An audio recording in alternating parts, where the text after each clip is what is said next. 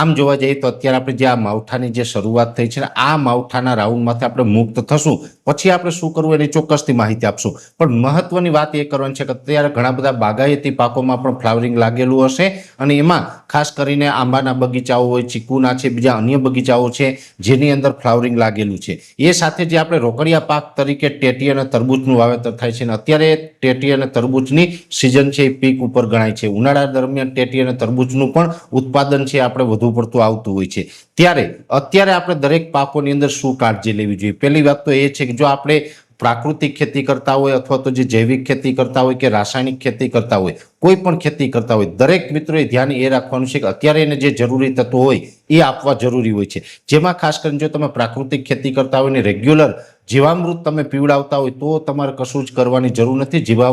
જીવામૃત પીવડાવો છો તો તમામ પ્રકારના તત્વો છે એના દ્વારા મળી જતા હોય છે। માની લે કે આપણે મોટાભાગના ખેડૂતો ગુજરાતની અંદર એવા છે કે જે પ્રાકૃતિક ખેતી નથી કરતા, ડાયરેક્ટ રાસાયણિક ખેતી કરે છે, એટલે કે એગ્રોમાંથી ખાતરને દવાને લઈને વપરાશ કરતા હોય છે। જો આવું આપણે કરતા હોય તો આપણે અમુક અલગ અલગ તત્વો જે વાપરેલા હશે, જેમ જોવા જઈએ તો આપણે પાયાના ખાતર તરીકે એનપીકે એટલે કે નાઇટ્રોજન, ફોસ્ફરસ, પોટાશ વાપરેલું હોય। પાછળથી ઘણા બધા ખેડૂત ભાઈઓ છે એ ક્યાંય ને ક્યાંય સેકન્ડરી ન્યુટ્રિયન્ટ તરીકે કેલ્શિયમ, મેગ્નેશિયમ, સલ્ફર જેવા ખાતરનો વપરાશ કર્યો હશે। ઘણી જગ્યાએ આપણે સૂક્ષ્મ તત્વો પણ આપતા હોય છે। અત્યારે જે પાક જે તૈયાર થઈ રહ્યો છે એમાં બે તત્વોની ખાસ જરૂર હોય છે। એક હોય છે બોરોન અને બીજું હોય છે પોટાશ। બોરોન છે આમ જોવા જઈએ તો સૂક્ષ્મ તત્વની અંદર આવે છે, પોટાશ છે એ મુખ્ય તત્વની અંદર આવે છે। પોટાશ છે એ થોડુંક આળસુ તત્વ છે, જમીનમાં હોય પણ જે આપણા છોડથી થોડુંક દૂર હોય તો પણ એ ત્યાં મૂવ થઈ શકતું નથી અને એ છોડને બરાબર ન મળી શકે।